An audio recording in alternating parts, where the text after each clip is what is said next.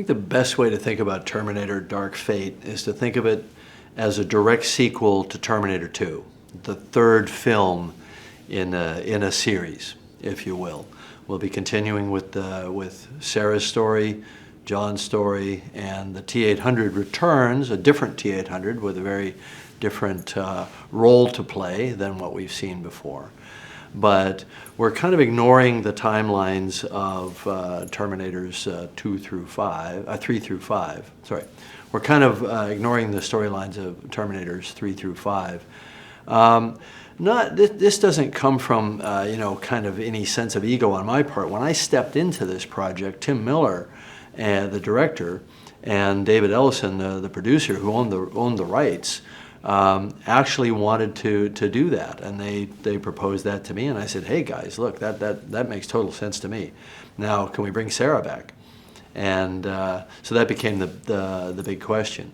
And interestingly, my contribution to this, one of my early contributions, was to ask them to continue with Arnold, because there had been some discussion about the fact that, well, maybe we needed a whole new set of characters and so on. And I said, look, I'd love to be involved with this, but I can't be involved in a Terminator movie without working with my good friend of 35 years, Arnold Schwarzenegger, even if it's to sort of officially pass the baton to a new generation of characters. And so that's what we all agreed to do.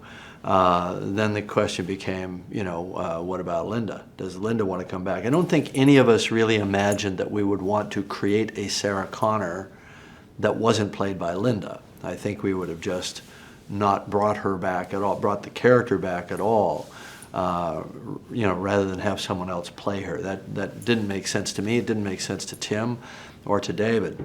So I actually, called Linda.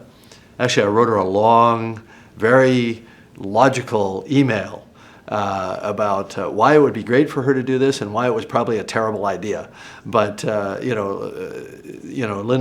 agreed with me that it was a great idea for her to come back. I mean, I think the terrible idea part was, hey, we already won this. We already won the Super Bowl back in 1991. Why do we want to play the same game again? But my argument was, people love this character. People love Sarah. They love your Sarah. And I think that fans of those two films, and those fans are not just people my age. They're people of a lot of younger people have caught up with these movies as well. And as what I said to Linda is, they love you. They want you to do this. Trust me on this. If you don't trust me on anything else, trust me on this. They want you to play Sarah. And I think that when you see the film, when you see Dark Fate, when Sarah comes into the movie, you just feel this amazing sense of, okay, here we go. She's back. She's bad, And it was just such an attractive idea, I think, to us as the creative team on the film.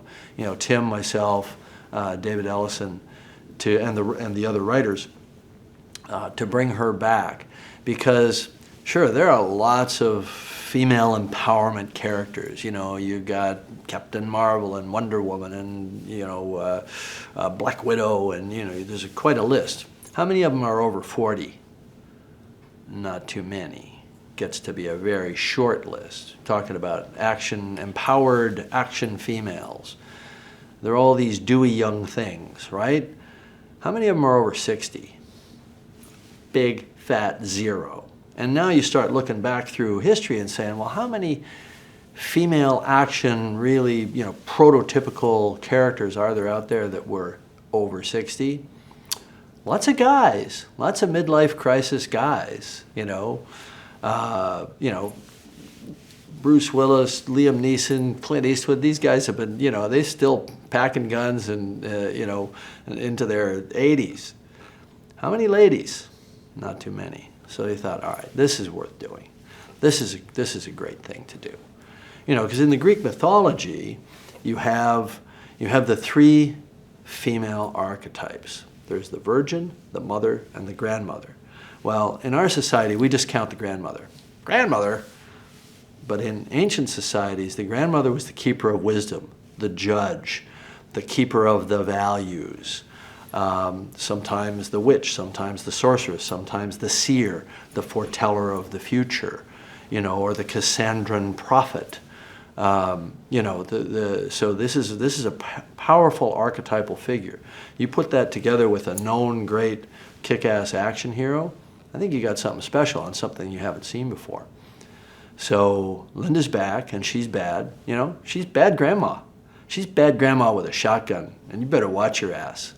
Now, so we've got the returning characters, right? So we've got Arnold, we've got Linda, and then we've got the new characters, right? So we've got there has to be the young innocent victim that doesn't understand what his or her role in the future might be, and then somebody from the future is coming back to end their life, to give them a bad day. And it's their shock and realization of what's going on, and how they man up and play the game. So our young victim in this film is Natalia Reyes. She plays Daniela Ramos, and she's a Mexican national. She's like an every girl in Mexico City working in a factory. She's the equivalent of Sarah Connor working at as a waitress at a Bob's. She's just kind of blue collar, every person, nothing special, doesn't think she's anything special, but she's obviously of great significance in the future. Why?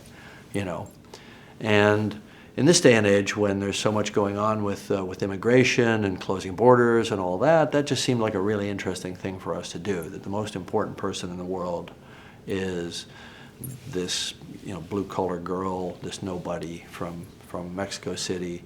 And so we followed that line, and I think we brought to life a character who's really, really interesting and compelling. And then we've got Mackenzie Davis's character, Grace, and I'm not going to say too much about Grace. Is she good? Is she bad? She's definitely not entirely human. How human is she? You got to watch the movie to find out, but she's pretty interesting. She's a pretty interesting character as well. You throw them in the mix with Arnold and Linda, and I'm not going to say too much about Arnold's T-800. Is he good? Is he bad? Is he both? The one thing I will say is that we spent a lot of time making him probably the most interesting Terminator T-800 that you've seen yet. And he does have a couple of pretty good funny lines as well, as only Arnold can do. And not the cheesy stuff. This is the good stuff. Maybe not I'll Be Back, but it's pretty good. And then, of course, we have to have a new nemesis. We spent a lot of time on our new nemesis from the future. I'm not going to say too much about his powers and capabilities and so on, but he's pretty damn spectacular. He's played by Gabriel Luna, and the character name is Rev 9. There was a Rev 8 and a Rev 7. They weren't as bad. This guy's the bad one. And we spent a fair bit of time on his design, and I think he's going to impress.